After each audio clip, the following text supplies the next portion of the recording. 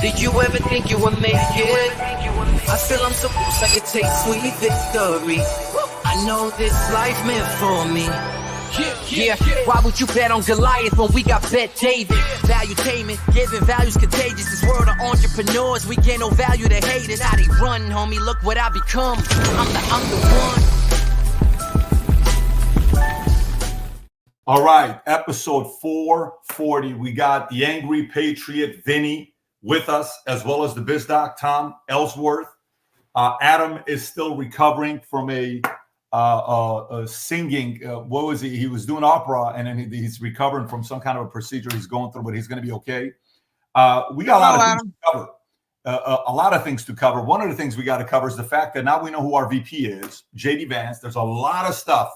The moment they were getting announcing that he's going to be the VP, everybody lost their minds. Motorcade showing up to his house, the phone call he got, and Trump talks to his 7-year-old son when they're getting the news, and the interviews, the criticism from the left and the right, and a bunch of people getting after him. I got my thoughts on JD Vance. We'll talk about that.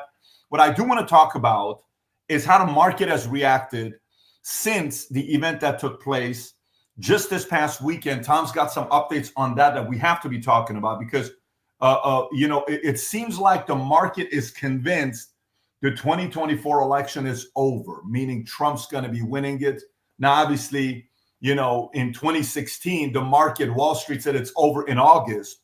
They thought Hillary was going to win it, and the market tanked. I don't know if you remember this, Tom, when it was getting closer. August, September was like, yeah, Hillary's going to win it. Market tanked. This time around, they're like, there's no way anybody can beat Trump. So the market's gone up. We'll talk about that.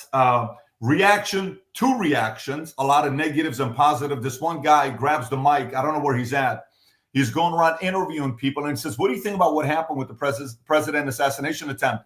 Oh, it was all staged. Really? Oh, 100% it's staged. That wasn't even blood. It was an act. You have to see how many people overnight, the same people that believe the man landed on the moon, think that this was staged with him getting shot. And by the way, we watched this movie called, Fly Me to the Moon. The whole movie was to try to discredit the conspiracy theory that they shot another video of the moon landing. It's the worst movie ever made if you want to convince people that we actually landed on the moon. Anyways, we can maybe have some fun with that afterwards. Let's see. Market, we'll talk about Morning Joe. Imagine your Morning Joe, right? They got the show and they get a call. What is it? Early in the morning, Daily Show Morning Joe canceled Monday's show after Trump assassination attempt. And there's a video of him saying, well, I don't like what they did. And if they do that again, and Vinny's got that clip, we'll show it to you guys. And then aside from that, some the classified documents being dismissed. RFK finally is getting Secret Service after the assassination attempt. Now they're like, we better give it to him. Can you imagine how ugly and bad of a look it is to do it after an attempt being made on the former president? And Mayorkas has to come out and kind of say, no, we're going to give that to RFK after Trump tweeted out and saying he deserves it. They gave it to him. And then on top of that, Mayorkas and talking about the Secret Service leader. Is she doing a good job? Is she not doing a good job? Are we going to do anything about it? Are we going to change anything about it? And that's the Kim Cheatle. And she even did an interview talking about the fact that, well, the buck stops with me. However, it's really the local police. It's not really us. It's not a little bit of deflecting. But guess what? That person's not getting fired. I know another guy, if he was the president and something like this would have happened, he probably would have immediately said the two words, which are, Vinny, what are the two words? He would have said, you're fired. You're fired. You're fired. He would have been fired. Tim Robbins, the actor, not happy about some of the stuff that's being said. Business leaders responding to the assassination attempt. CNN viewership drops 96% after the debate. We'll talk about that. CNN quietly is getting rid of their DEI program that they had. The whole thing is kind of like, listen, quietly, let's get rid of it. It's a big budget, and it's not really doing a lot for us. AT&T admits major data breach. Ammunition vending machines now available in 3 states. Can you imagine? Ammunition vending machines. Yeah, I'd like to buy a carton of, right there. I'm going to buy 2 cartons of that at a vending machine. Is buying a home still worth it? The Hill, nearly half of Gen Zers get help from Bank of Mom and Dad. They're still being sponsored by them. and American workers have quitting, according to Wall Street Journal. And we got a bunch of other stories. Jack Black, a video will show up here in a minute. Doug Burgum getting a phone call from President Trump and being told, hey, Mr. Secretary, meaning you're not the VP, but you may be the secretary. And Doug openly talks about that. And there's a bunch of other things we'll get into as well. But let me first say this before we get into the stories. I have an event coming up. We're expecting nearly 10,000 people at the event. It'll be at Palm Beach Convention Center. I'm having a lot of conversations with people who are saying, Pat, how do you react to the current times? I said, if there's anything you do today, don't go through it by yourself. Go to an actual conference to be around other people and building relationships with other people. You got to go to something where you're around others and you're strategizing and networking with others. So we have that coming up first week of September, the Vault Conference. Excited about that for 3 days. And there's 5 tiers of tickets to be buying for that event. CEO sold out, founder sold out, executive sold out. The only one that we have left is Platinum and General. I would advise everybody from running a small business doing $100,000 a year to somebody running $1 billion business doing 10,000 employees. You're going to meet a lot of influencers that will be at that event first week of September. If you haven't registered, Rob, I don't know if you got the picture to show that or not. You can also go to vtmerch.com to buy the ticket, as well as I think it's just go to thevaultconference.com to pick up the ticket for that. Rob, I don't know if you have that. If you do, show it. If you can you just comment whether you do have it or not, Rob? Rob, are you on or do we lose you? Right? Did we lose there he is. I see Rob's shiny head, Pat. Do you? Okay, you can go to thevaultconference.com. That's the event. If you is this the website? Is what's the website, Rob? Here. You can go to the Rob. We can't hear anything you're saying, buddy. This entire time you're speaking, I can't hear you. Sure. You can go to thevaultconference.com to get tickets. And on top of that, this month, July 30th at 6 p.m., I'm doing a Zoom in regards to the AI revolution, which we're going to release a white paper, which we'll give to you. And if you haven't yet registered for that either, here's a QR code to get registered for the event that we're going to be having. It's a private webinar. It's only limited to 3,000 people. It's not something that's going to be available to everybody. It's first come, first serve. You register, you'll be able to be a part of it. Rob, if you have that flyer to show for the AI Revolution Zoom that we're hosting as well, so people can go on the QR code and get registered, that'd be great. It's that right there. Just go on that QR code, registered for it. AI is here for business. A lot of people are leveraging it to win and take their businesses to the next level. It's how we took our business to take the valuation of it 3x more than what it was. We went from 5 times EBITDA to 15 times EBITDA. We're doing this webinar this month free, but you got to make sure you get a spot on it. Again, July 30th, Tuesday, 6 p.m. Eastern Standard Time. Go to the QR code to get registered.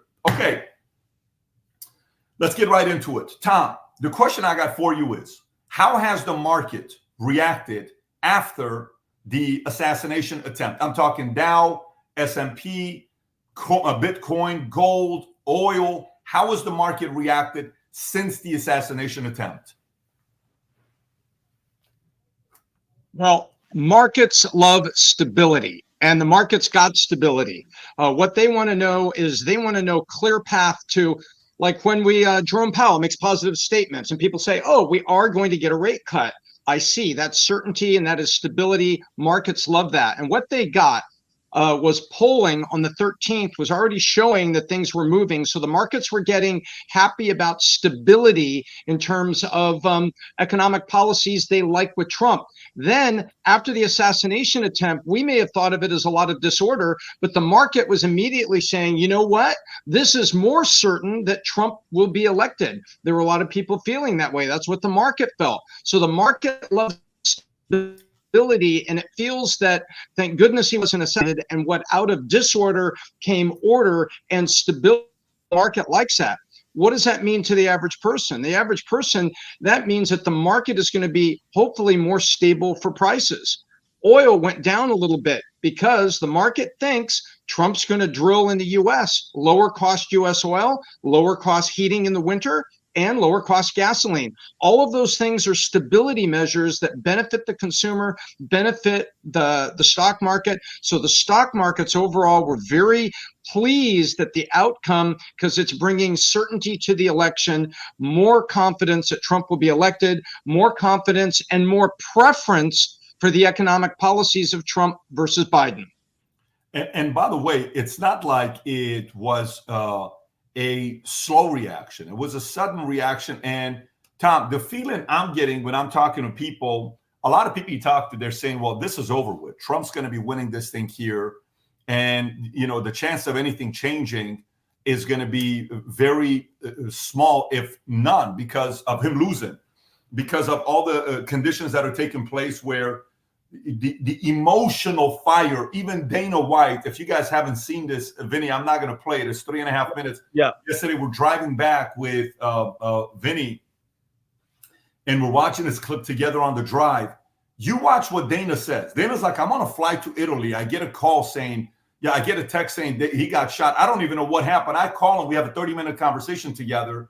And he says, he's talking to me like, he says, you realize how tough somebody is when the shit hits the fan. You realize when shit hits the fan. He says, this guy's the baddest American of all time. He called him the American badass for what he is. I think that brings confidence to the marketplace on what's going on in regards to the economy. But Tom, at the same time, I want to talk about a couple things in regards to today's economy. One of the stories that we were looking at was about Americans, quitting. What page is that on, Rob? If you can tell me that story so I can go to it, because on here, for whatever reason, let me see. There we go. So here's a story from Wall Street Journal. It says American workers have quitting for now. Job satisfaction among U.S. workers is rising, with fewer people looking to switch jobs compared to the pandemic years. A Robert Half poll found that only 35% of adults look for another job in the second half of this year, down from 49% a year ago. Additionally, 77% of workers reported being happy with their jobs, and 85% said they have a good work-life balance. The rate of quitting jobs has decreased from a peak of 3% in April of 2022 to 2.2% according to Labor Department data. The decline is linked to a tighter job market and shrinking pay premiums for job switchers. For example, job switchers saw a median pay increase of 5.2% in March of 2024, down from 8.5% 2 years ago, while job stayers received a 4.5% increase. Young workers, particularly Gen Z, show a significant shift in job shifting sentiment. The percentage of Gen Zers planning to look for another job in the second half of 2024 dropped to 44%, down from 74%. Tom, unemployment rates and them talking about interest rates. Hey, he's going to be lowering interest. And now pretty much you said earlier, we're talking the fact that interest rates are guaranteed. Now, I can't say guaranteed. He's going to be lowering interest rates in the month of September. What's the numbers you're seeing with unemployment causing people to quitting? And what are you noticing with what Powell's going to do with interest rates? There are things are going on right now. An election brings uncertainty. So businesses are a little uncertain about opening up a lot of job openings. So there's fewer white collar premium job openings. So why would I quit one job, go to work for another job, especially when the Delta we just heard, I could get as a performer a 4% raise at my current job. I can only get about a 5.2% raise to walk across the street. That's a stat you just quoted. Remember back in 2022, 21, I could get an 8, 9, 10% raise to walk across the street, or I tried to hold my boss hostage. You don't give me the big raise, I quit. By the way, I want to bring my dog to work and I want to work from home and all those things. Remember that madness? Yeah. Well, now the madness is calming down. So there's fewer jobs across the street, and they're not getting an 8 to 10% pop to take the job, causing people to say, you know what, this job isn't so bad. Being back in the office isn't so bad. You know what, I'll stay here. That's the quitting part. The other side of it is in an election year, businesses are trying to wait and see what's going to happen because they're very interested in March of 25. That will be the implementation date of the economic policies of a new president. Remember, they got to get inaugurated. Then they got to get their cabinet approved by Congress. Then the new Congress gets together. And only then do they actually lift a finger on economic or tax policy. Q1 of 25. So between now and Q1 of 25, a lot of businesses are like, wait a minute, maybe let's not go on a hiring spree right now. Let's not make a lot of changes right now. Let's find out who's going to be president. Let's find out who's going to be the Secretary of Treasury, who's going to be, the Fed. Is Jerome Powell going to continue till the end of his natural term? What's going on here? So for the average worker, if you've got a great job right now, or even have a good job right now, my recommendation would be right, position your armor and get that 4 or 5% raise, because walking across the street, it ain't 2022. You're not going to get. Okay, Tom, here's what I need you to do. Tom, Sam is going to walk in. Sam is going to walk in and he's going to check on your phone. Sam, if you can help Tom out, something's going on with Tom's service. It's not good. Tom, you switch with a signal and your service drop. Vinny, this is what I want to do. Let's talk about Jack Black. He is doing an event, right? Yep. And something's happening where all of a sudden they're asking him to make apparently it's someone's birthday. He's asking him, hey, what wish do you want to make? And then he makes a comment that causes potentially the tour to get canceled. Yeah. Kind of give us a breakdown of what happened there. Yeah, Pat. So he's on tour right now, Tenacious D, with his singing partner, Kyle Gass, Gass. And apparently he goes upstage. He's singing. It's his birthday, so they're singing "Happy Birthday." They bring out like this guy in like a costume that looks like a robot, and they sing him "Happy Birthday." And this, I'll set it up, Rob, and then you can play. They're singing him "Happy Birthday," PBD, and he says, make your wish, and his wish is don't miss Trump next time. And this is in Australia, embarrassing as hell. I'll let Rob play it, PBD, then we can talk about it.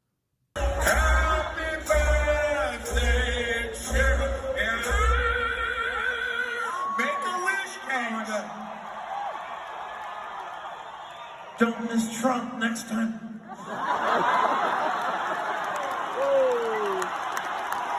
Thank you. Okay, so first of all, disgusting. I think this, and PBD, we've been talking about this all the time. The left, they are exactly what they say that the other side is. They're those people. Okay, when it talks about, they accuse everybody about being racist, they're the racist. When it, like you mentioned earlier about them saying that this was all staged, they're the conspiracy theorists.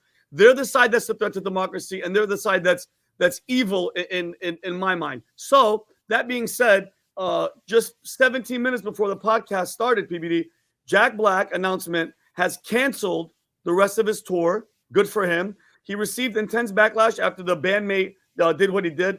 An Australian politician also made a formal request for Jack Black and his friend to be deported immediately. Rob has the tweet that Jack Black posted. I'll say what he said. He says, I was blindsided by what was said at the show on Sunday. I would never condone hate speech or encourage political violence in any form.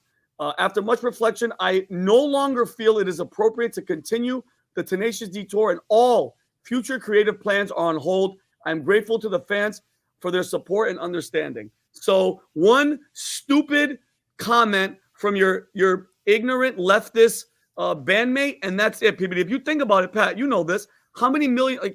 He's going to lose a couple $1 million because of a stupid comment going on foreign land and saying, don't miss next time. So I want people to understand this. You're basically saying, I wish and I hope that the former president of the United States was murdered and assassinated, and he's pissed off that he hasn't. And we talked about this morning, Pat. This sentiment, either they're saying it out loud or they're saying it at home amongst their friends. It's happening way more than you guys think. And I think it's disgusting. And I'm actually really, really happy that the tour is canceled, because that type of rhetoric, they always blame us for this rhetoric. It's them, Pat. It's them. Is this Jack? I was blindsided by what was said on the show on Sunday. I would never condone hate speech and encourage political violence. Yeah, there you go. No comments, just posted that and boom, 202,000 likes. And by the way, Jack Black is a liked guy. Most people on the right like his comedy. It's not like it's a left, right, center thing. He's liked. Like, it's not like he's disliked, but the moment you make comments like this, or a friend of yours makes a comment like that, you're guilty by association And there's probably never a good time to say anything like that. And by the way, if that guy was a comedian, say that guy was a comedian and said that, still a bad taste to say something like that. But to say it while you're performing, singing, doing what you're doing, maybe the other guy's also a comedian that said what he said. But not acceptable at all. And by the way, there's another video, Rob. This guy is going around. Guy on Minect asked me a question and says, hey, Pat, my wife is a hardcore liberal. I am a conservative. That's an interesting marriage, right? With them being married to each other. He says, my wife, the moment it happened, she said, oh, that's staged. There's no way that's real. It's catch up. There's no way somebody tried to shoot it. They're staging it to get him to be liked, the President Trump. There's no way this is real, And I'm like, there's no way your wife would say such a thing. Then you realize a lot of people actually believe it was staged at the beginning. So this guy, Rob, I just send you this clip if you can pull it up.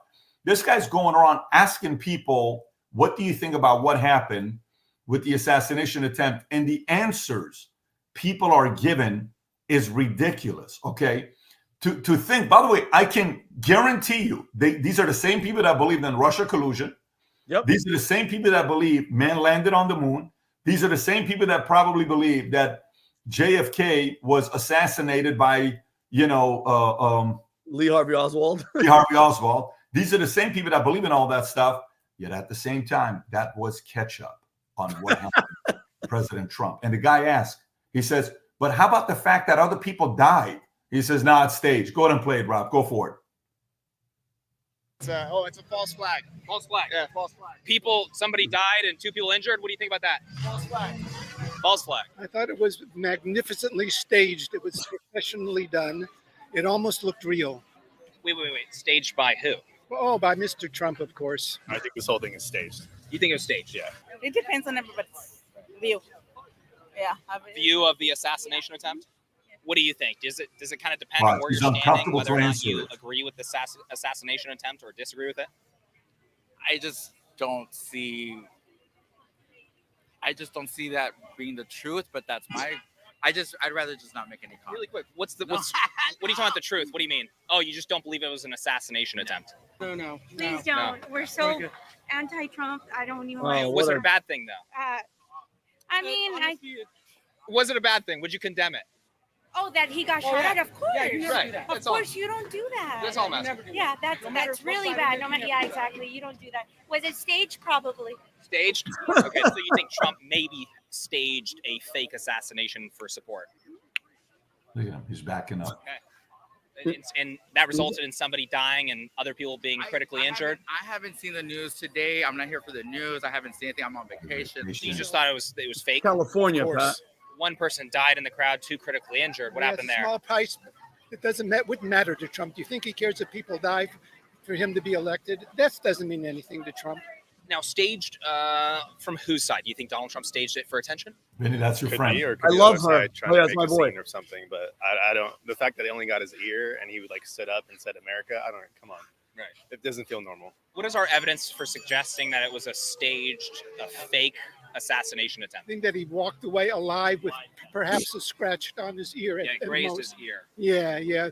Of course, behind the scenes, that was all fabricated. So no way they put a little scratch on his ear, threw a little blood on his face. Now, so you think that they planned from 130 yards away to shoot off the corner of his ear? They never shot off the corner of his ear. That was all done by the people hanging around him. Nobody ever shot off his ear.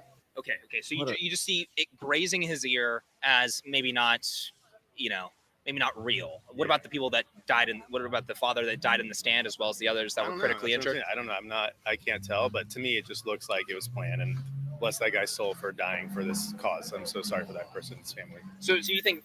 I mean, if we're thinking that the Trump, that's a big thing to think is that Donald Trump's administration faked an assassination, got people killed to try to do this. What would you say our reasoning is for saying that, or we have no reasoning? Just the feeling. I haven't paid attention to anything You right can now. pause it at this point. Right? So you get the idea that some people think this was staged. And then yesterday at the RNC, Trump walks in. When he walks in yesterday at the RNC, something very interesting happened that everybody on mainstream media reacted, even though they didn't want to. Rob, if you can find this clip, one is when he walks in and he's got a patch on his ear. And then the second one is when he and Junior make eye contact. If you see Junior's face, you can tell he is very emotional when you look at Junior. But first, Rob, if you just find a clip, it's all over X, and we have it as well, of President Trump walking in. And this is the first time people see that he has a Band-Aid or some kind of a patch on his ear. And then we'll find the one with Junior and Trump making eye contact. Very, very emotional. Guy was showing a clip today with the two together. It's the Lion King scene and Trump and Junior together. And obviously it could have been the Lion King scene. It didn't happen. But this is where you can tell the son is looking at his dad saying, and I almost lost my hero.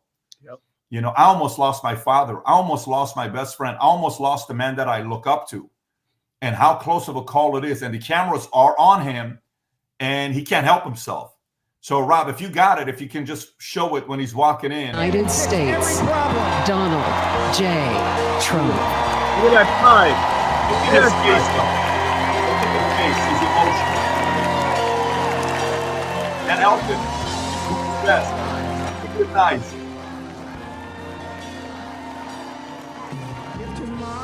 All he's telling himself is hold it together. You can feel the sincere. He doesn't look arrogant. Just my children and my wife. Thank my lucky stars to be living here today. Because the flag still stands for freedom, and they can't take that away. And I'm proud. This is it. He's Tucker. I think it's right there. Watch Junior. That's the main eye contact you want to see.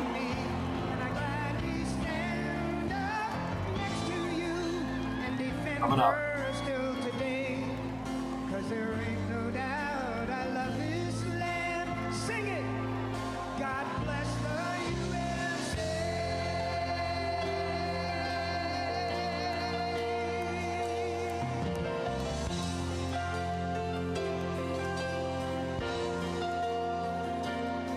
Sir. Iron.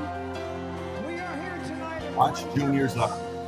And that is to elect Donald J. Trump as the next You see it? president of the United States. You see the lip?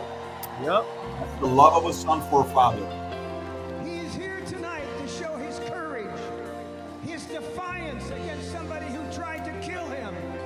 You will not take this man down. He has the courage, the strength. There's JD Vance. So you can pause this. You know, I don't have any problem with people speculating and saying it was a hoax, it was staged, it was any of this stuff. Totally fine. And, you know, but why would somebody say that? Think about why somebody would say that. Somebody would say that because they know it's over. They know it's over. You can't teach in the middle of you getting shot and blood is coming down your face, on your nose, and you put your hand up. They know it's over. They know this is a leader. They know this is a tough guy. They know this is the right guy for the job for this season. They know. They know what he's going to do the moment he gets in. He's going to call a meeting between Zelensky and Putin and get it over with.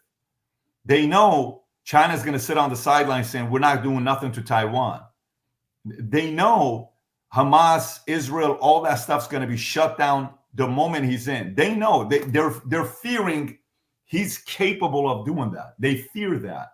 They know. And it's concerning for them. So now they announced that JD Vance is the vice president. And Rob, if you have any, I'll start off by asking you, Tom, and Vinny, and then I'll give my thoughts, and then we'll go in some of the market, and we'll learn a little bit about JD Vance on what he did. Now, JD Vance is obviously former Marine. He wrote a book called Hillbilly. What was it called? Hillbilly Valley or something? Hillbilly what, Tom? What'd you say? We can't hear you, Tom. You're muted. So, So it's called Hillbilly. Tom, say something. Hillbilly Elegy. Yeah. ELEGY. We can't hear Tom at all. Yeah. No, Tom, I think you're being censored intentionally. I think they just don't want you. They don't want to hear what you hear me now. Yeah, Sam came in and Tom can't hear you, Tom. Say something. Tom, it's a deep state. Hello. 1, 2, 3. Am I here? Tom. Major Tom. Come in. Say something. Count to 3, Tom. 1, 2, 3. I'm here. Can't hear Tom. Tom, we can hear you, Tom. Oh, we can hear you.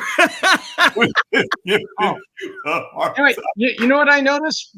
But before we go into JD Vance specifically, here's what I noticed. Did anybody see the wall of Secret Service? They all appear to be at least 6'2". And some of the Secret Service that were on stage appear to have the day off. Did you see the wall that came in, the Secret Service guy? And this is inside the building where everybody's been triple checked with metal detectors. Looks to be a little different. Tom, That's all I have to say about that. Tom, your thoughts on JD Vance? So my thoughts on JD Vance.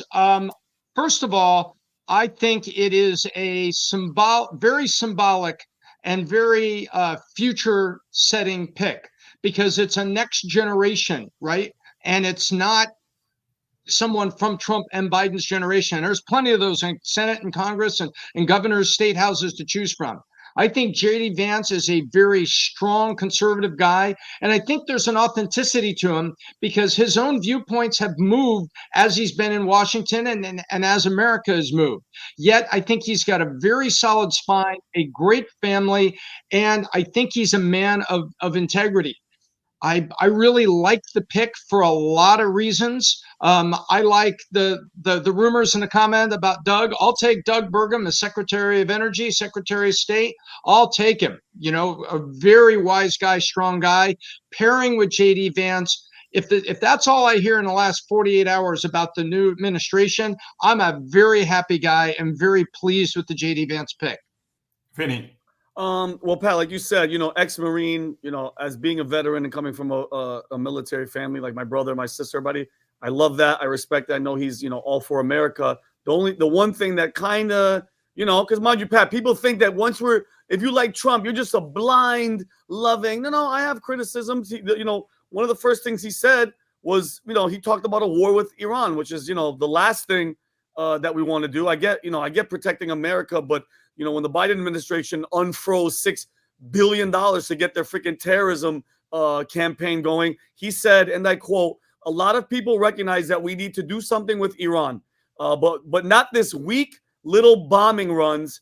If you're going to punch the Iranians, you punch them hard." So again, that type of language, that freaking early to me, PBD, I kind of am on the fence with it. Trump didn't start any war. Makes you uncomfortable? What part of him saying that makes I think you're coming in. You just got the nod from Donald Trump, who didn't start any wars, who didn't get us involved anywhere. I understand that where we are now because of the Biden administration, it's Israel's doing its thing with Palestine, which I have a whole point of view on that. But like everybody has been pushing to a war with Iran, from Lindsey Graham to all these guys, to all the rhinos, to everybody on the left, to Nikki Haley. They want this war. So I just feel, you just got the nod. You're coming in there. You're already talking war with Iran. That's one thing that I have a little problem with. But other than that, I think he's a great guy.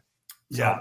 And I think the biggest thing is to show strength is what he's doing. And I think the comment he made to Sean Hannity in the interview was what Trump did when he took Qasem Soleimani out. And he showed strength immediately. And then Iran, fake bombed a place that nobody cares about, that nobody was there just to show strength, and they didn't. I think that's what he meant by that. Well, I have a completely different opinion about this year's 2024 VP candidate. And I said that earlier yesterday on Twitter. Vinny, President Trump could have called you and asked you or Tom to be the VP. He would have made it work. If they announced Vincent Oshana as the vice president choice, they would have said, for a couple of days, they would write all these weird articles about you, or Tom Ellsworth. A couple of days, they would have written a couple articles about you. Then they would have moved on. Why am I saying this? This is not to take anything away from JD. JD's a future star of the party. Some people think he's going to run for office. This is a guy that talks about his grandmother cursed like a sailor, and his mother dealt with, drugs and alcohol, and she had challenges with that, but she's been sober for over 10 years. And then his father was abusive, and both him and his mother experienced domestic violence, what it was like apparently, because the father was very abusive. Gets out, goes to the Marines 4 years, then goes to Ohio State University, I believe, then goes to Yale, which, by the way, at Yale, him and Vivek went to school together, and he's got 3 kids. J.D. Vance has got 3 kids, of which one of his kids is named Vivek. I believe his youngest kid is named Vivek.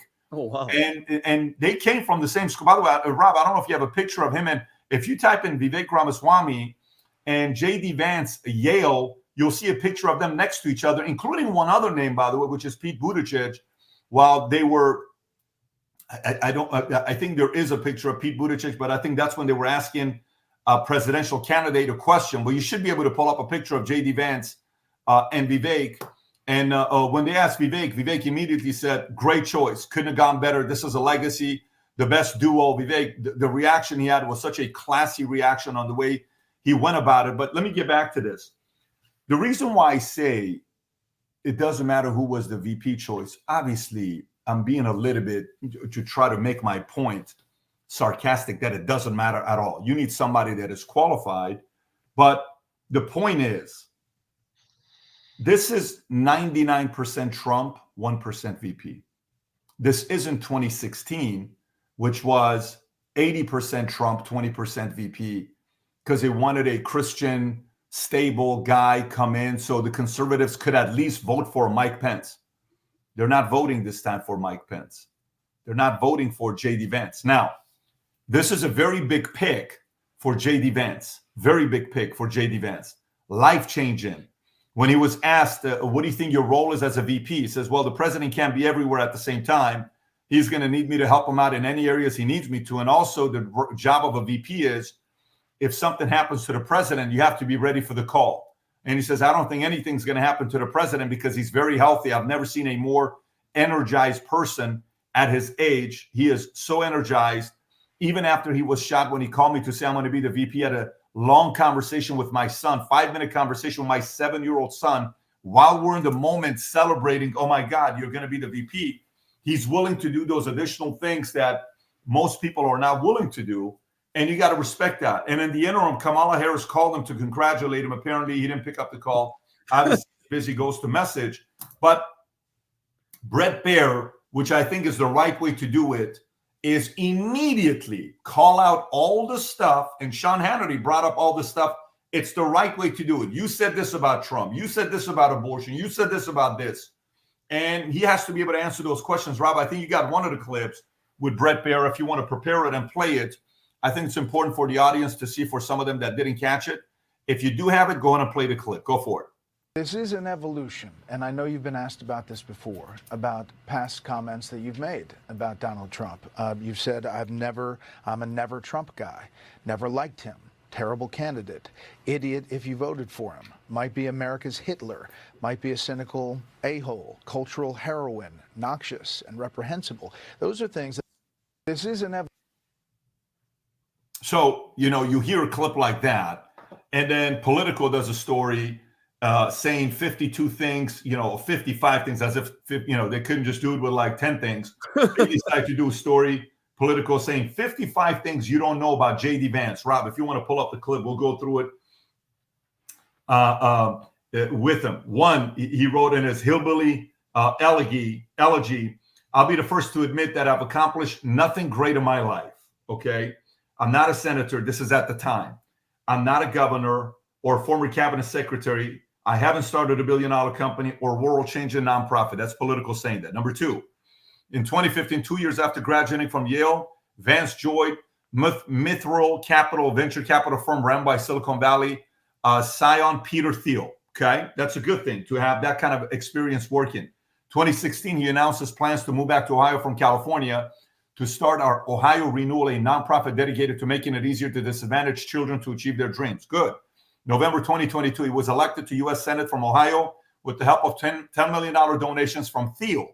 Okay, it was his first public office. 5, on Monday, he was named Trump's running mate. 6, reflecting on his first encounter with Thiel in 2011, he wrote, Thiel articulated a feeling that I was obsessed with achievement in not as an end to something meaningful, but to win a social competition. My worry that I had prioritized striving over character took a heightened significance. Striving for what? 7, he was born James Donald Bowman on August 2nd of 1984 in Ohio, an industrial city 30 miles north of Cincinnati and 20 miles south of Dayton. 8, his maternal grandparents, Jim and Bonnie Vance, known as Papa and Mama, moved to Middleton late 40s from Jackson, Kentucky, a town in the heart of Southeast Kentucky coal region. Jim was Bonnie. And by the way, this can keep going on. She was 13 years old and pregnant with Jim's child. They were unmarried at the time. When you go through all of these stories, his book turned into a movie, became a bestseller. The more and more you learn about this guy, the more and more you start there and say, okay, maybe this guy's a unique guy that's going to be able to pull something off and get some results with what he's got going on. I'll also add this with everything with J.D. Vance. While the idea of who Trump picks as a VP is not as important today as it was in 2016, I will say this as well. After the assassination attempt, we're having dinner, and Kim said something, Tom's wife. She said, I don't think anybody right now wants the job of replacing Biden. Nobody wants the job of replacing Biden. What do you mean? Who wants the job right now? Think about it for a second. Who wants the job right now of replacing Biden? Hey, Newsom, you want the job? Oh, hell no.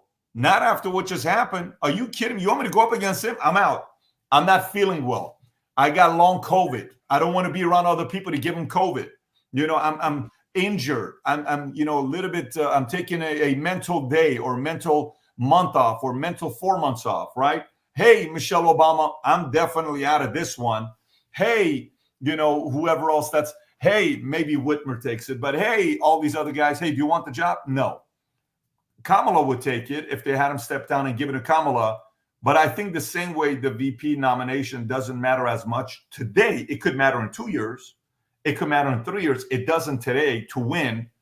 The same way I don't think anybody now, after the assassination attempt, wants to do anything with it. I almost think behind closed doors, as much as there's a side of me that's paranoid to know that they're not going to just give it up and allow him to win, I think behind closed doors, everybody's like, no, Joe, you're right. You're the nominee. Joe Biden, you're the nominee. You go. Tom, what do you think? Do you think behind closed doors on the DNC side, was this a massive curveball for them to flip to another candidate instead of sticking with Joe Biden? Well, they were worried about an October surprise. They got a massive, early surprise in the absolute wrong direction. There were already rumors that come out that there was a group of donors that were holding back I think it was 90 million. Check me on that, Pat. That they said, hey, we want to hold 90 million. Should we really be putting it behind Biden, or should we redirect to key Senate and key congressman races to see if we can hold Congress and Senate to hold majorities or to do some things there? They were ready. So this is groups, not one or two people. This was meaningful groups of donors and the DNC that were already saying, yeah, you know what? If we can't get Joe to back off from the nomination, then maybe let's redirect the major excess resources to Senate races and Congress races to hold the balance in the Senate and Congress, because Trump's going to get elected. They were already doing that. And after this weekend, and it's not just the assassination attempt, it is all the reactions. It's Elon Musk and him funding it.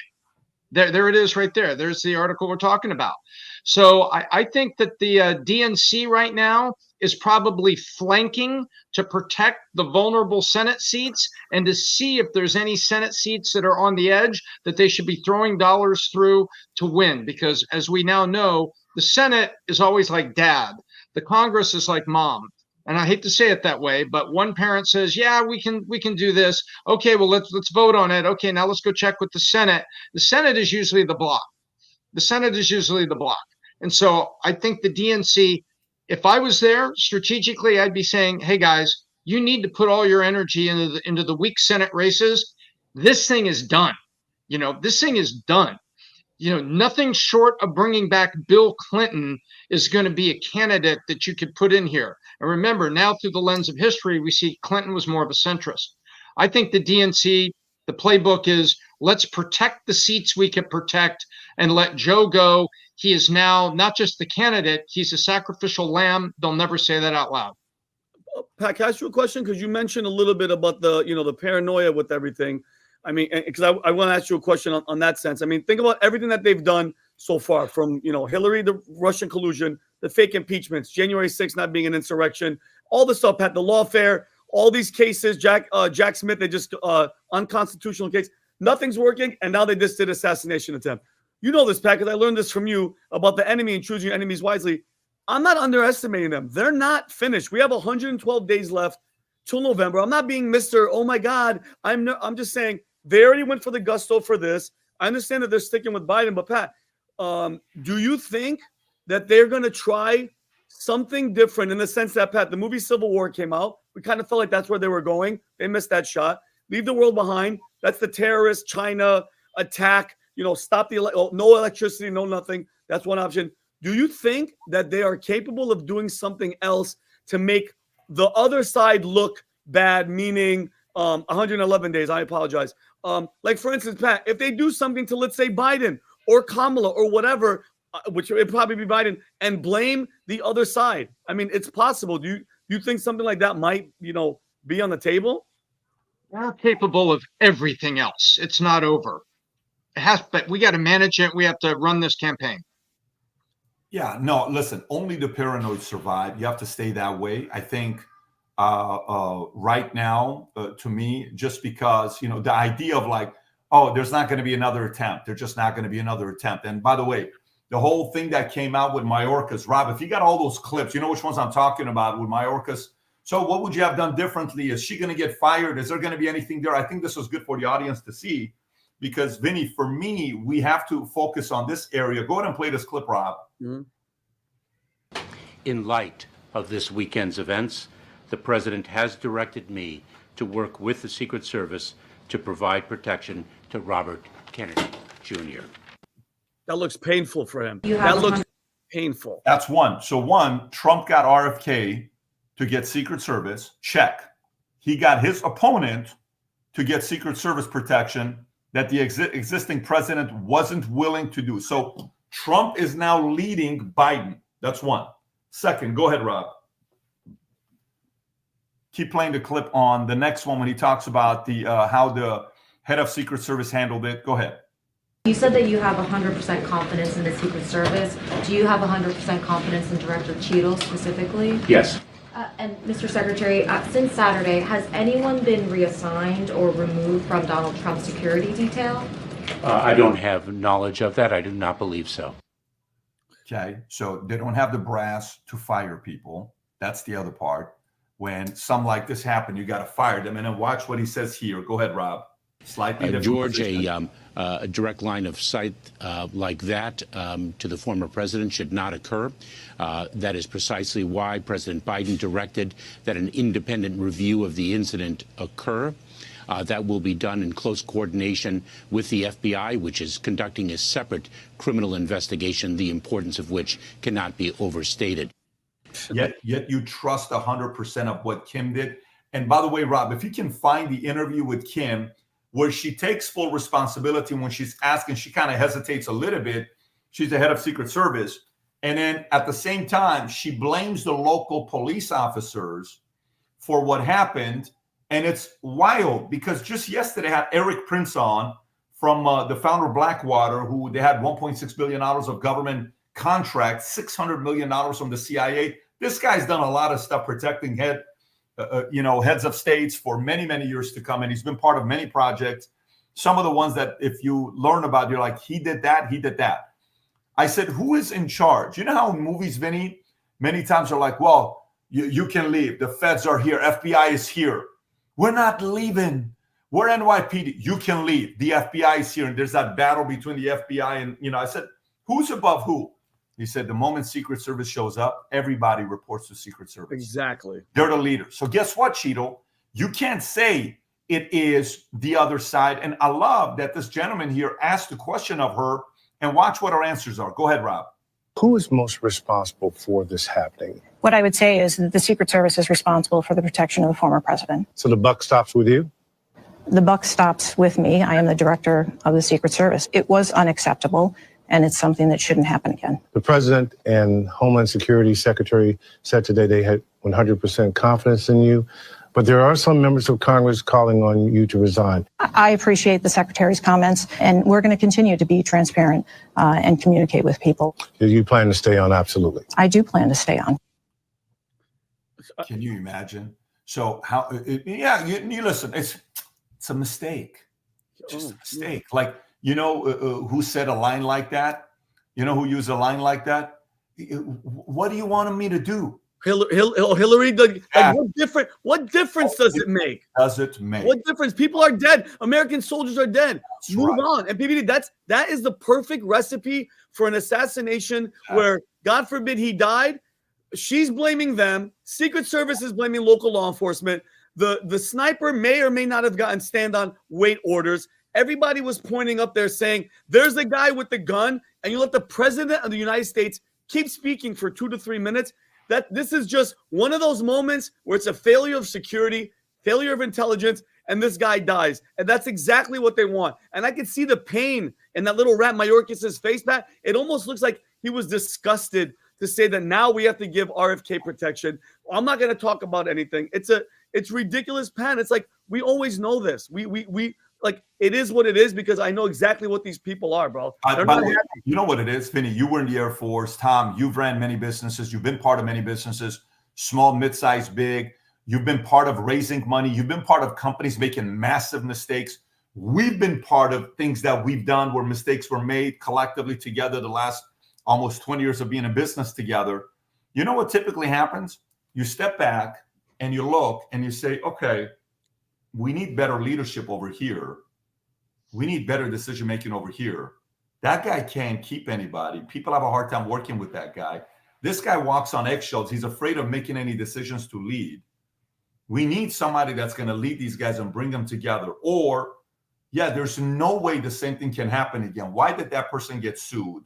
Why did that contract drop? How can we lose from losing this contract? What can we do for this to not happen again? That person that did, and then you have to make some immediate decisions. But imagine if it's like you lose your biggest contract, that's 50% of your top line revenue. You don't just say, yeah, I mean, listen, we're still going to keep on doing business the same way. You cannot do that. You cannot do that. This is a part where, for me, like, imagine you lose a Super Bowl because of the same exact dumb mistake. And you say, are you guys making any adjustments? Nope, same exact game plan. What? So let me ask you this, Mr. Carroll, Pete Carroll. Yes. If you had to do it over again, would you have given the ball for Russell Wilson to pass the ball? Would you have given it to Marshawn Lynch? Nope, we're going to pass it again. What the hell are you talking about?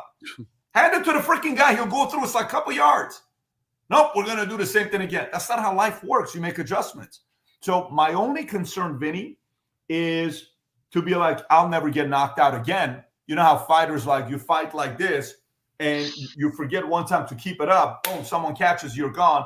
And you're like, I'm still going to fight like this again. It's like Wilder. Remember when Wilder kept getting knocked out? And at one point, he had a nickname, something Bomber. So he was called the Bronze Bomber or something like that. And he was gone. So I just want to make sure people don't come from a place of this can't happen twice. Because what this guy did, this guy was a legit amateur. 150 yards. You know what a 150-yard shooter could do? You're not even a sniper, Vinny. You're a marksman. You could probably make that shot, right? Easy. These guys make these shots from God knows how far. So they're lucky this guy didn't know what he was doing. If the right person knew, we would be in a very different place right now. People's lives would be very different right now. And there's many of these images that show if Trump doesn't go like this, and he stays talking like this, it's hitting this. So if Trump doesn't do this, okay, it's this. Then what do? He's dead, potentially dead. Then what's the market looking like? Then what's America looking like? Then what's the world looking like? Then what's mayhem looking like? What do you think the people that support him are going to be doing? Do you think they're just going to sit on the sidelines? No, we'd be living in a very different America right now. So my only concern is the paranoia side. I am convinced if everything goes pound for pound, I don't think they have any other tricks of going after him. I think they're on empty. Here's what I mean by it. Stormy Daniels, what are you going to top? Karen McDougal, what are you going to top? Depleting $453 million of savings, whatever the numbers. What are you going to top? Okay. Hey, Russia collusion. No one believes you today. What are you going to top? Hey, this guy's a womanizer. Hey, this guy's you're terrible. What are you going to top? The guy's kids all love him. They all support him. Marla Maples came out the other day saying, I'm supporting Trump on the election. I mean, he's gone to his daughter's wedding, Tiffany. So there isn't anybody who doesn't have any relationships with his kids. Eric Trump absolutely adores his father. Junior is emotional. Ivanka goes to the hospital and is right next to him the entire time and writes a very sentimental message out there. This is a very, very formidable candidate that you can no longer use all your tactics. You can't. The only thing you have to use is the same card. It's the only one. They don't have any other tactics that's going to work against them. So then the other side, and by the way, watch this here. Elon Musk comes out and says, I fully endorse Trump in that moment. And on top of that, he says, I'm committing to $45 million a month wow. to a super PAC of Trump between now and the election. Wow. So you know what that is? $45 million a month, 111 days. It's roughly $160 million, $170 million, give or take.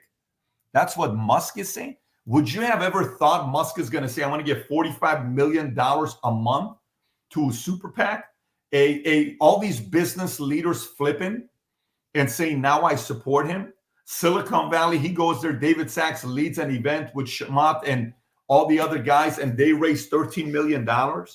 Logan Paul going out there doing a podcast with him and then tweeting about it saying, this guy's a freaking badass. I don't know what Logan Paul said. And Paul has that audience. I mean, Dana White has all the tough guys audience. Whoever's an alpha watches UFC. If you watch UFC and the head guy is for Trump, what are you going to do? So I just think everything is coming together. And the only thing you have to be careful with right now is the one thing. Watch. When's the last time you heard a story like this? When's the last time you heard that the what do you call it?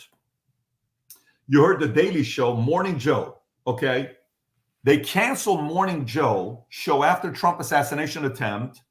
Both the Daily Show, Morning Joe canceled their Monday episodes after the assassination attempt on Trump on Saturday rally. The Daily Show announced it would air from its New York studio instead of Milwaukee, citing logistical issues and the evolving situation and promising to make those up in the coming weeks. The Daily Show, originally set to tape at Milwaukee's Marcus Performing Arts Center during the Republican National Convention, sold out all 4 episodes. The Monday episode, usually hosted by Jon Stewart, was scrapped, with the show now planning to broadcast Tuesday to Thursday from New York. MSNBC's Morning Joe was pulled in favor of ongoing breaking news coverage of the shooting, which left 1 man dead and 2 injured. Joe Scarborough and Mika agreed to the benching, with the network stating, given the gravity and complexity of the unfolding story, our channels have remained in rolling breaking news coverage since Saturday evening. Why would they bench Morning Joe and Mika? Why would they do that, Vinny? Pat, you know why? Because even the hack leftist propaganda MSDNC, is that what Don Jr. called it? MSDNC. We're not stupid. It wasn't for this, we're just doing it because, we just want to give late breaking news and we're going to have a steady stream. They put them on timeout because even MSDNC knows you can't. The guy was shot in the ear and almost murdered.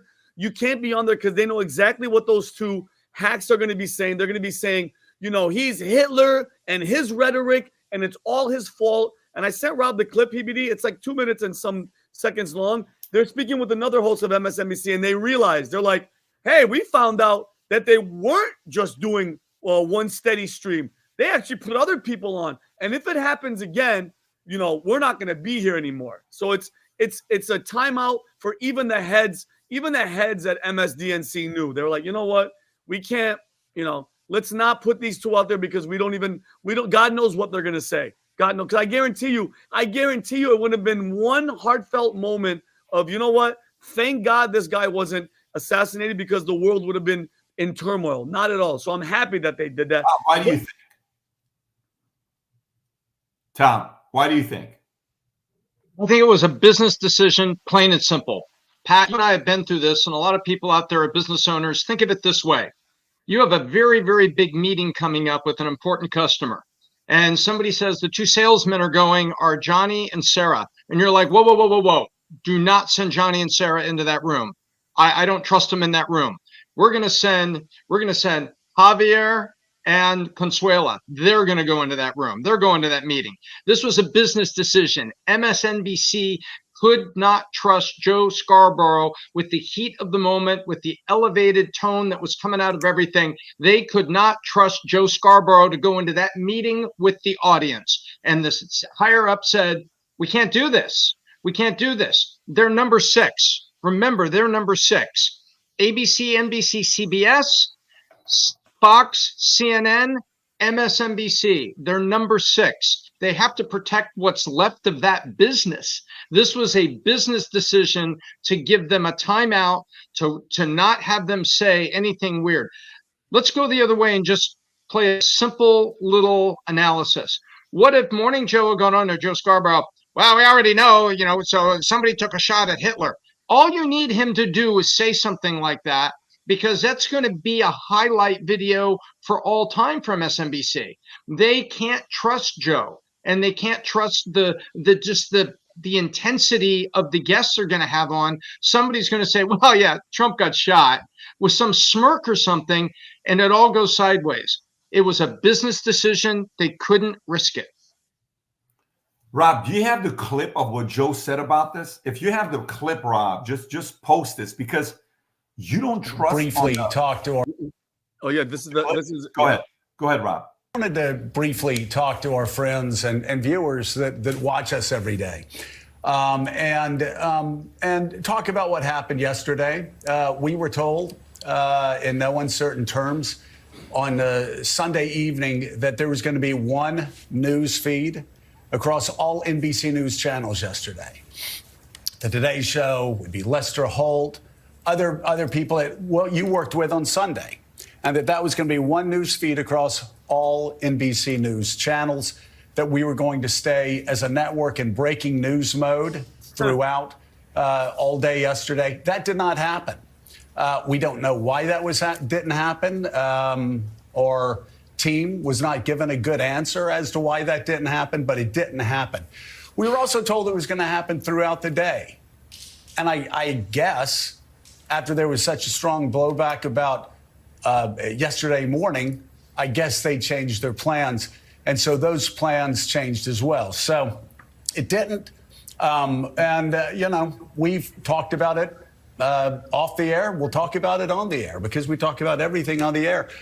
We were very surprised. We were very disappointed. And if we had known that there wasn't going to be the one news feed from NBC News across all NBC News channels, Willie, we obviously would have been in yesterday morning.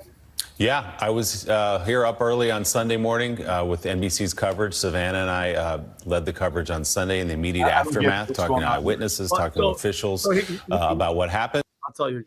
He's bad. So he's mad because they were told, listen, we're just going to have one feed. Nobody's going to have their individual shows airing. But now PBD, watch to the end. Now this is where she gets uncomfortable. And then when he says, like, we'll walk away, look at her face. Obviously suited up and ready to go for yesterday morning on a big morning, and we're told that something else was going to be broadcast. So we are here today, going through a lot, catching up a little bit, but we want to be here for our audience, and we know you trust us, and we have ultimate respect for you guys. So we are here today. I wish we'd been here yesterday. This Yeah, we all wish we would have been here yesterday. We still would like to figure out exactly why there wasn't that one news feed. And I think the reason why is this show began and continues 17 years later on being the place where you can go to have the hard conversations in a civil way. And so it seemed like now more than ever is a time that we would like to be on. And I think our viewers agree with that. So we continue. We are 5 minutes past the top of the hour. No, and let me just say, next time we're told there's going to be a news feed replacing us, we will be in our chairs. We'll be sitting here. Yeah, and the news feed will be us, or they can get somebody else to host the show. They can get someone. So he just put an ultimatum. Well, let me tell you, this is a place where I actually support what MSNBC did. And let me explain to you why. Can you go to Power versus Force, Rob? Just pull up Power versus Force and go to one of the images. This is the part all of us have to work on. Everybody. That includes us and that includes them. Because what the audience wants to see, Rob, if you can just go to Google, type in Power versus Force and pull up. There you go. Look at this here. Oh, perfect. Thank you so much, Rob. Perfect. So look at all the way at the bottom, level of consciousness. All the way at the bottom, we have people that are always ashamed, right? Their emotion is humiliation. Then you have guilt. They're always blaming somebody. Very annoying to be around people that are always blaming somebody else for a mistake, right? Apathy, despair. They're hopeless. Grief, regret. They're always regretting a decision they made. So they're always in this tragic mode. Fear, anxiety, withdrawal. They're afraid to confront and have serious conversations. Desire, drug, alcohol, women, whatever it is, craving, enslavement. You're a slave to what you desire. Anger is where Morning Joe is at. Hate, aggression. Pride is where Morning Joe is really at. Scorn, inflation. Then you have courage, which is the next phase. And then courage to say you're wrong. Courage to say you messed up. It's not easy to be there. Then it's neutrality to hear both sides. You're willing and you're optimistic. You're hopeful. Then it's acceptance, forgiveness. Then it's reason, understanding. So, for example, when I'm thinking, why would Trump, conversation, why would Trump pick a J.D. Vance after he said stuff like that? Trump said, yeah, I guess he likes me now, doesn't he? Very simple. He forgave him. Hey, yeah, I guess he likes me now, doesn't he? Great. That's a reason, understanding. So if MSNBC doesn't believe, Robbie, you can take that down, and I'm always going to reference back to this book. If MSNBC doesn't trust Morning Joe to be there, why do you think it is? Actually, just looking at the chart, why do you think it is? I would say because they don't think Morning Joe's anger and pride will allow him to communicate the events that took place in a reasonable way. And maybe, just maybe, before them going live, do you think there's a possibility, Tom, where the executive, whoever the top is, executive producer, the VP, called and said, hey, Joe, Mika, how do you feel about this? And they say what they say. And then he says, so what do you think about what happened? Well, this, he did this. It's his fault. Joe, you can't say, no, it's his fault. He started this. He deserves what he gets. So then the producer's like, you can't talk. No, the audience needs to know that's the truth. No, that's your anger and your pride. Do you think a call like that happened where the decision was made? We're cutting the show. We're not doing it today. You need a day off. You think something like that happened, Tom? 100%. The head of news is responsible for that show. And we now know from everything that we can read about multiple things that the producer over somebody like Joe Scarborough does his best to control the talent, but cannot control the talent. The talent goes with it. We saw it with, we've seen it with Hannity. We've seen it on every channel, regardless of where it was. We've seen it with Don Lemon, that the producer couldn't get Don Lemon to rationalize his position and to come clean. And so the head of the news division says, sorry, you're done. The producer's job is to produce the show and to do their best to kind of moderate the talent and to keep the show in its lane. The head of news is the one with these super, commentators now, these superstars, these media icons, and they are media icons. The head of news is the one that comes down to Joe and say, Joe, I've talked to your producer. We've given him the guardrails, but I got to ask you personally. That's how the conversations happen. We've seen this reported in Wall Street piece that does a good job covering media, that they, head of news is responsible to call there and take the temperature and then make the call.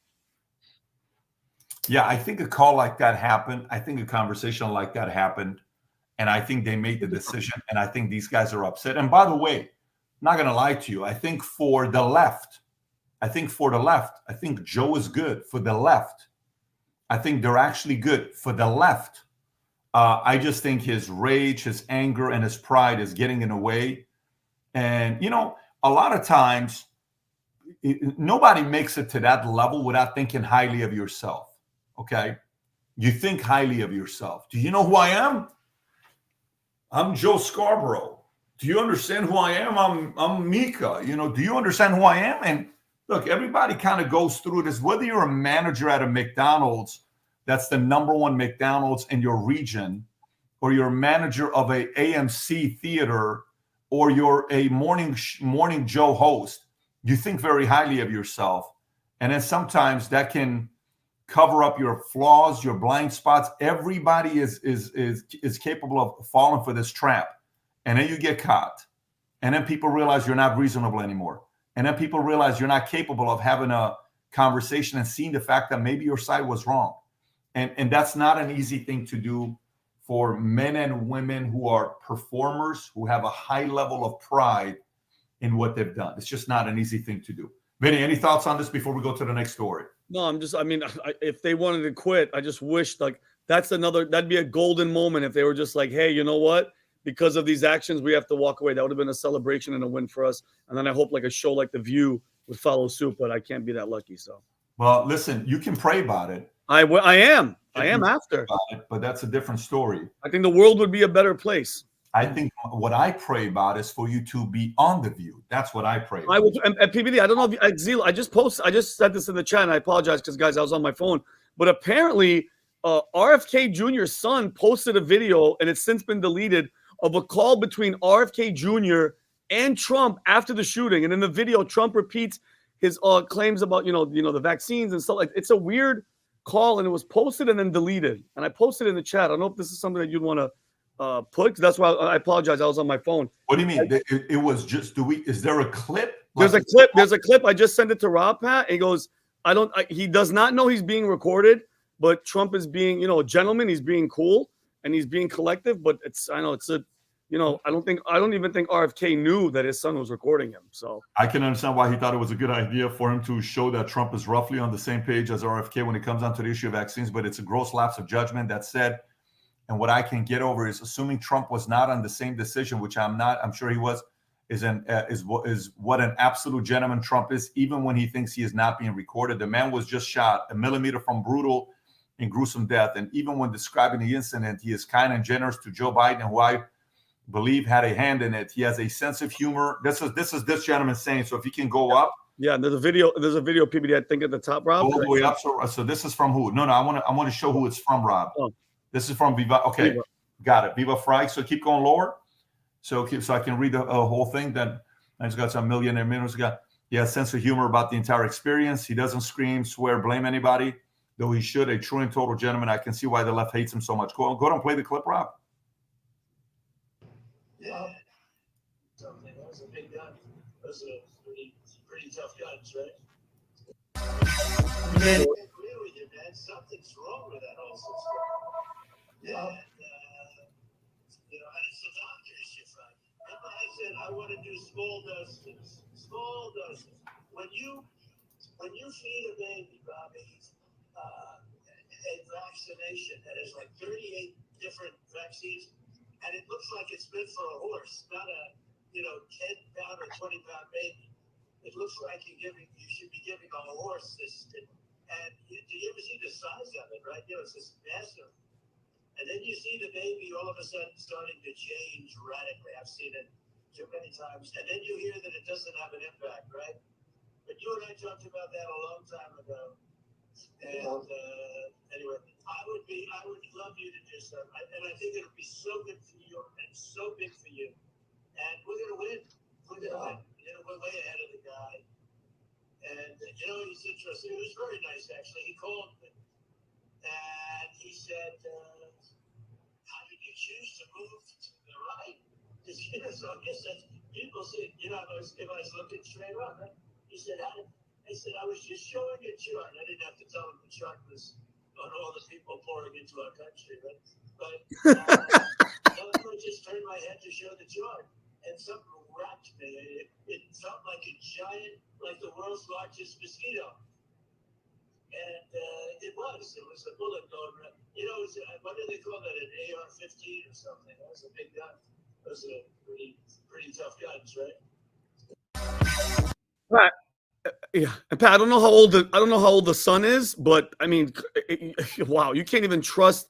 Like, this is the second time Trump, like even at the golf course, Trump is speaking off the cuff, doesn't know he's being recorded, and look what he just said. He goes, "Yeah, Joe Biden, nice guy, called me and was asking questions and showing his humility." I don't really know how much about the vaccine because, you know, like the kid started recording a little bit later, but you know, that's besides the point. The fact that he's even saying that Joe Biden was cool, had a conversation, asked him why he turned, that just shows you who he is. That shows his character.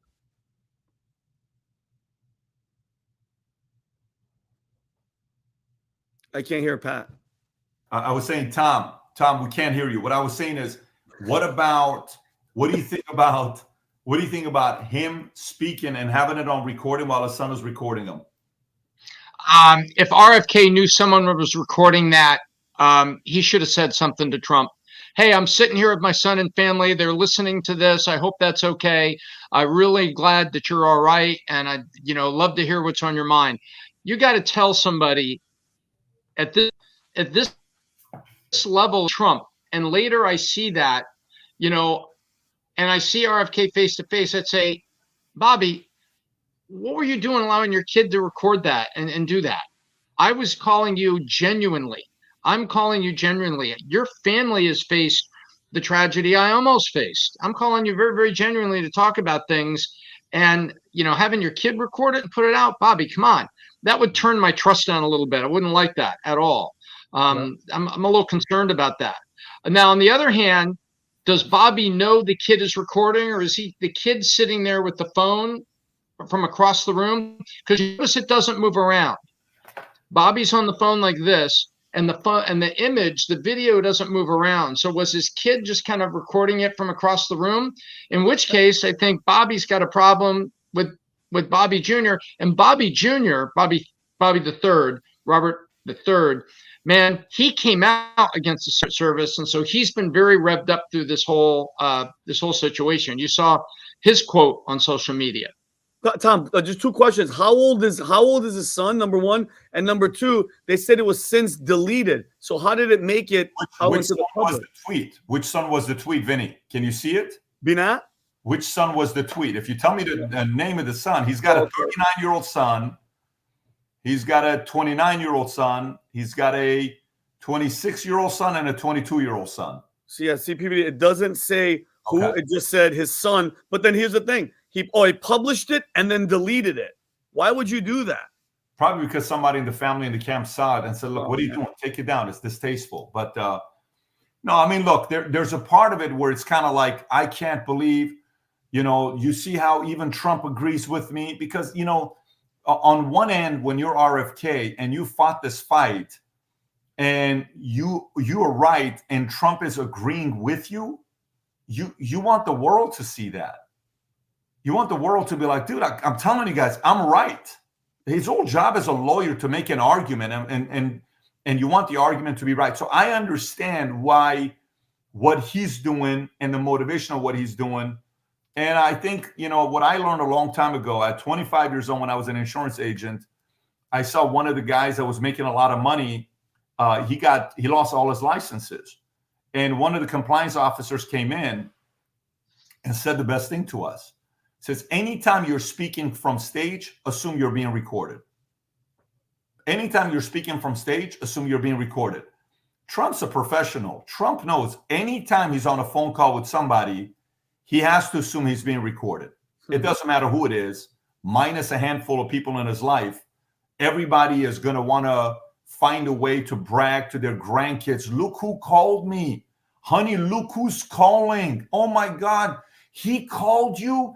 Yes, my dad got a phone call from, like, there's a little bit of that, but I hope this doesn't change Trump's mind of bringing RFK to investigate the entire COVID, Fauci, all those guys. I'd love to see Rand Paul and RFK team up, go up after CDC, NIH, World Health Organization. I would love if President Trump, and the one thing about President Trump right now, at this phase of his life, you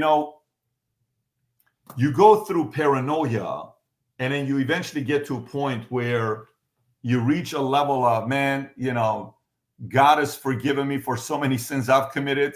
Guess what, man? I got to be more forgiven, because look what God's done with Trump. He processes that by himself, and he's going to sit there and be like, look, if I've been forgiven for some of the stuff that I've done, and God's forgiven me, and others have forgiven me, and some of them have, many haven't, maybe I got to start forgiving some of the stuff as well. I think he's going through that phase right now, because 78, 79, you saw the look on his face. It was a different look on his face. The look on his face wasn't because you'd be in jail. The look on his face wasn't, all this other stuff. The look on his face was, hey, man, enjoy the ride, protect the country, be grateful. God's on your side. You got lucky and you were protected, whether it's you turning like this pure luck, or it was, God, where the other guy didn't know what he was doing fully to be able to hit you. He has to come from a place. A book was written many years ago by, who's this guy's name? It's called David and Goliath, not David versus Goliath. It was David and Goliath. Who wrote it? He always writes good books. Underdogs, Misfits, and the Art of Battling Giants. It was written by Malcolm Gladwell. Phenomenal book, David and Goliath. In this book, one of the things, that's the one right there.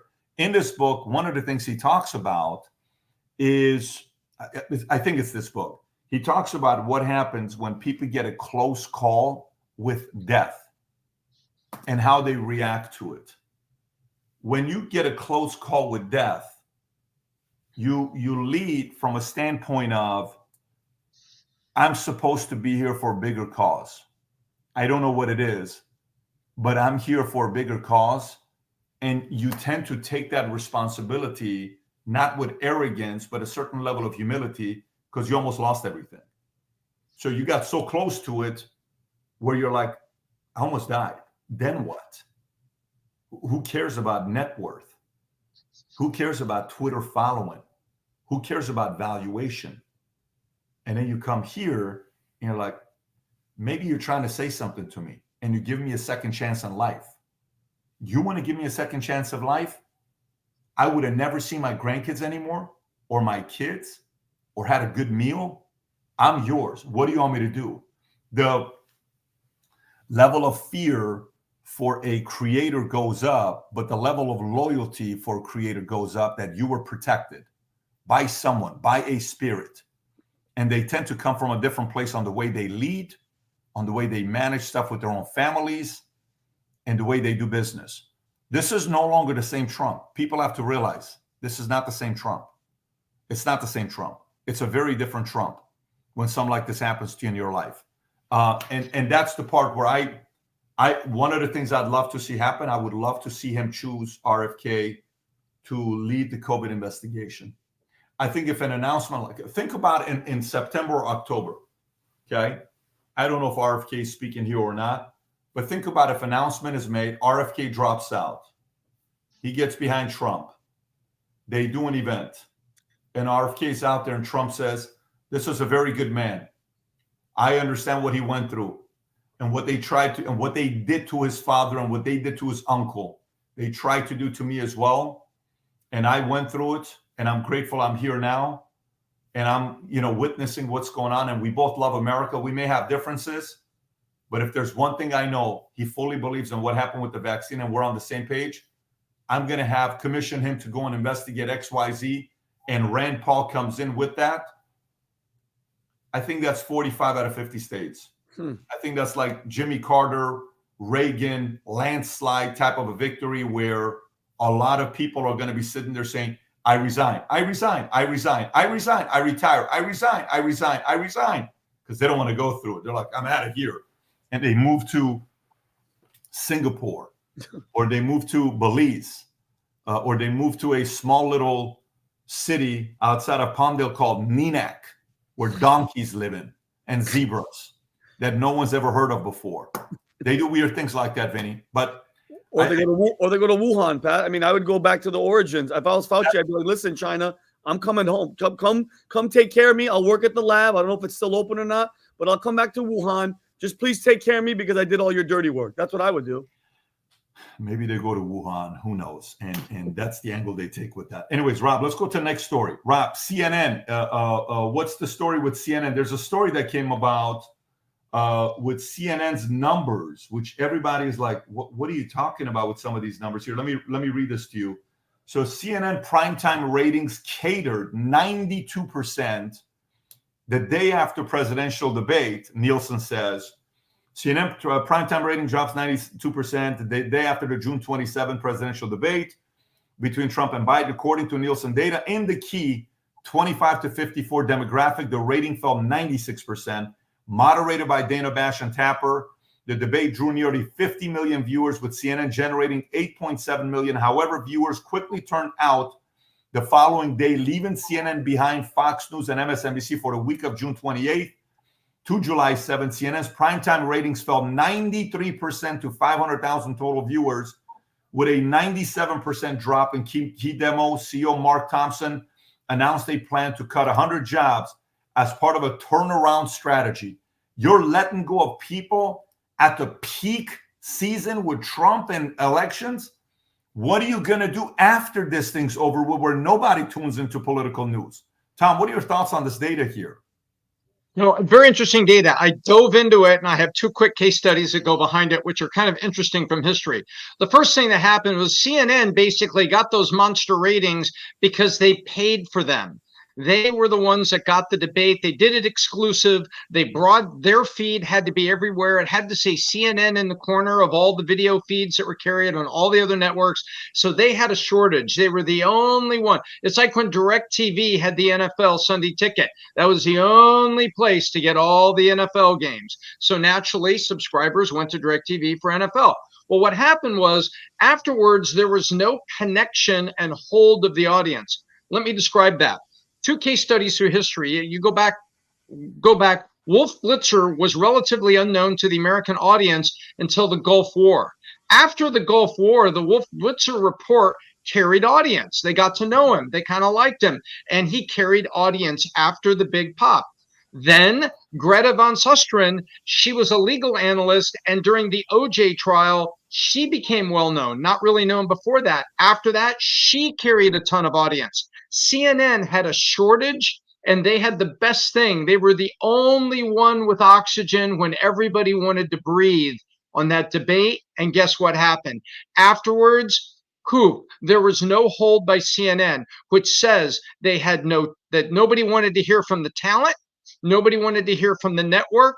And guess what? As soon as they didn't have the debate and it's over, boom, the audience craters, which follows in line already what was happening to their audience before. Dana Bash does not get high Q rating among audience, and she's not known really for anything except kind of being Dana Bash. She's not an expert on this or that. So when you dive into this, there was nothing to hold the audience. So 96% of them went back to what they were doing before because there wasn't this artificial shortage that CNN created by writing a giant check to get the debate. Yeah, PBD, who's there? Like, if you guys think about it, Cuomo, gone. Lemon, gone. Stelter, gone. I mean, if you think CNN, who? Vance Briefly talk to our friends and viewers that watch us every day. No, that's not it. But anyway, like PBD, if you think about it, they got rid of all their big dogs. Who do they have right now? Look at a bunch of nobodies. These are actual, I don't know there's no star that they have. And Pat, let me ask you a question though. You think Donald Trump wins, God willing, what happens with CNN's numbers? I mean, because, Russia collusion, impeachments, Stormy, all that stuff brings them ratings. Do you think that's going to save them, or they're doomed? Well, let me show you this, which is kind of weird. We're a small little podcast. We're not a network. We're not anything like that. Rob shows me this number. We're a startup. I don't know if you guys can see this or not. This is the last 2 months of viewership on YouTube. Okay. May and June, YouTube combined. CNBC at the bottom, 36 million. Then it's Bloomberg, Sky News, NBC, BBC, CBS, Al Jazeera, ABC News. CNN had 257.6 million views. Value Timon and PBD podcast had 258 million. Then it's Fox News and MSNBC. The reason why this is important is because not a lot of people watch TV. They get their news on YouTube clips or Twitter. They go and they watch a video or podcast on YouTube or Spotify or whatever's out there. CNN is not even getting as many views as just Valuetainment and PBD podcast combined. Really? A CNN community as big as it is, with how many subscribers does CNN have on YouTube, Rob? Can you pull up to see how many subscribers CNN has on YouTube? Where are they at? If we look at CNN's 16.6 million views, 16.6 million subs, and this is CNN that's getting numbers like that. There's a famous quote that says, experts build the Titanic, amateurs build the Ark. It looks like experts CNN and the world is saying, yeah, we just want to kind of hear what regular day-to-day people want to say. And Rob, I want to go to this next story with CNN, which is they're starting to realize stuff doesn't work. They quietly, this is a New York Post story, CNN quietly disbands race and equality team as part of layoffs. Why would CNN do that, right? CNN disband its race and equality team, which was formed in response to George Floyd's death in 2020, as part of a major restructuring that included firing 100 staffers. One journalist was fired, 2 were reassigned. A CNN spokesperson admitted, for all intent and purposes, the team is not a team anymore.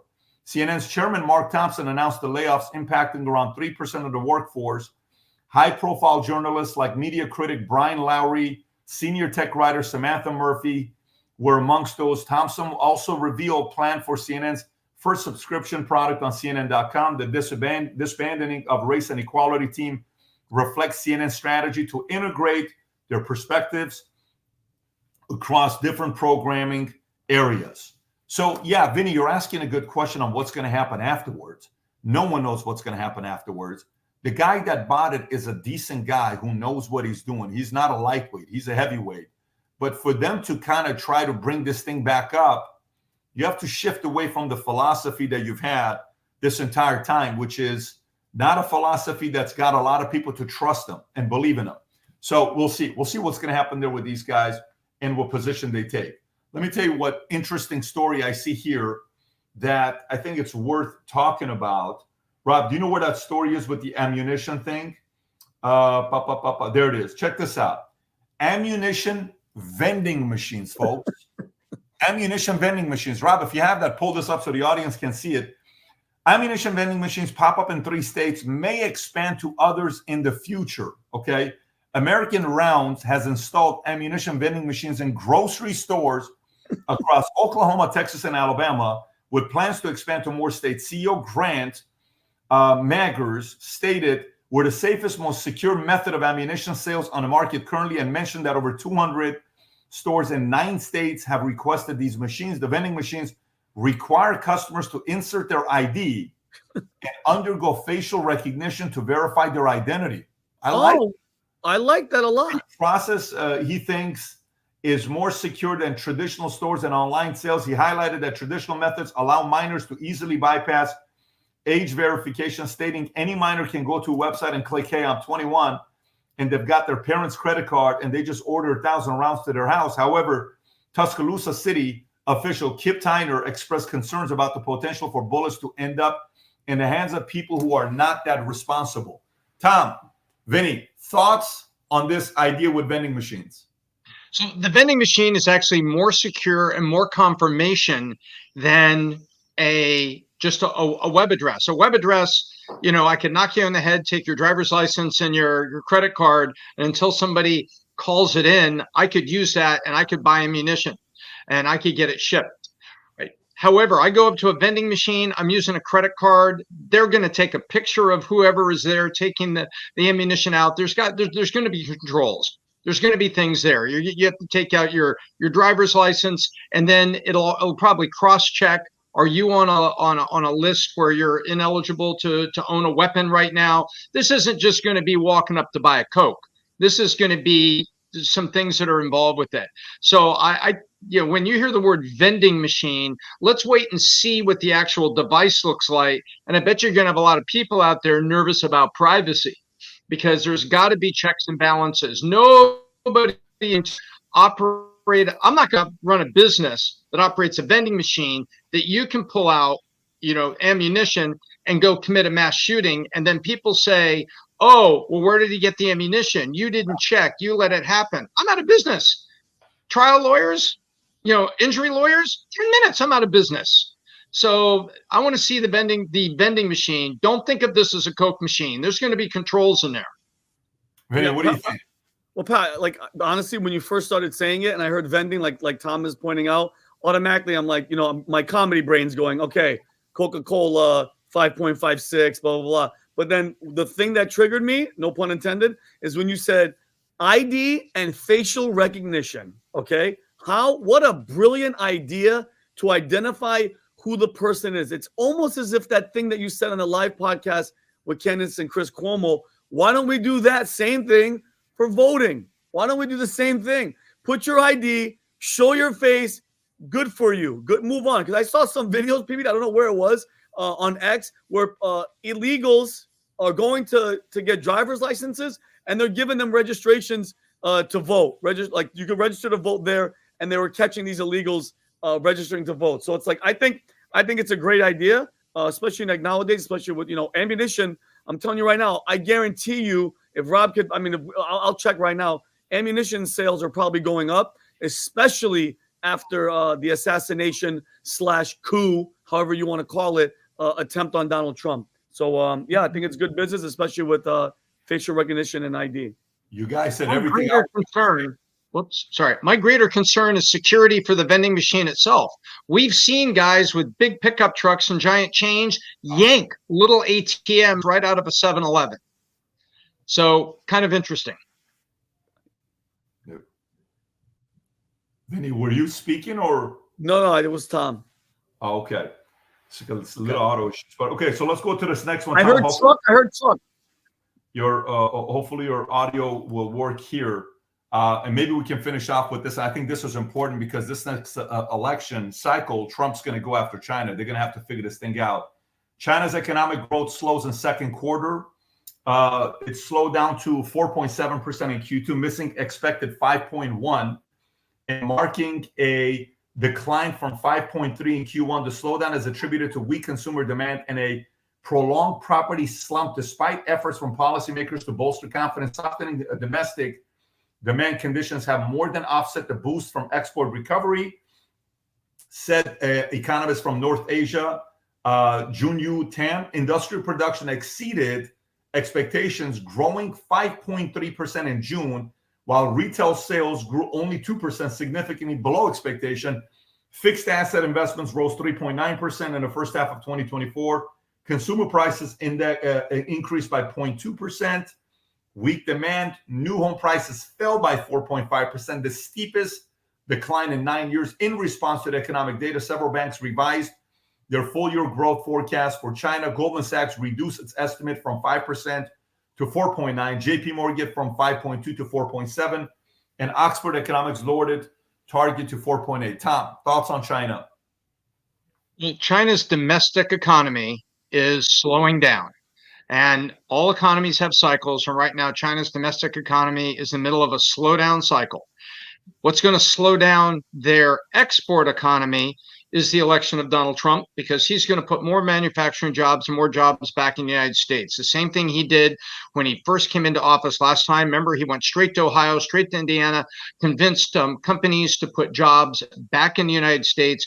Those things A slowing in China is a theme that's going to be continued for a couple of years. Now, people say, well, why does that matter for China for me? Well, one of the ways it can matter for Americans is that energy prices are going to come down because China's demand for energy during a slowdown is going to drop, meaning more oil and things are on the market to be bought by other people. We're going to go like hell here in the United States and be the world energy power we should be. And prices are going to come down, which will be great news for Americans in terms of plastics, gasoline, air travel, and heating oil. Those are the big things that hit the American pocketbook. So this is all connected in this global economy, and China is having a cycle coming down, and they're going to get additional pressure after the election of Donald Trump and the economic policies of the United States. Tom, did you see the $10 trillion story of China's debt that they put? Did you see that story that just came out or no? Let me see if I mean, they hid facts about how much national debt they really had. Yes. Oh, what a surprise. And now they got to figure out how to broker it and how to pay interest on it, just like any other country, such as the United States with our large national debt. That's an additional pressure that's going to be on them because it's not a one-way street anymore where they were actually buying our T-bills and buying our debt. They're not number one. Japan is number one buying our debt. So there's a lot of things happen in China. Here it is. This is exactly true. The Chinese economy is about to have some major correction points that are going to be in it. And it's not going to be just an open valve for trade with the USA. We're going to bring jobs back to the United States. And it's going to pinch their economy even more. And now we're seeing, what was the iceberg? More of the iceberg is under the water than above the water. Guess what's been below the water? Lies about the Chinese economic truth.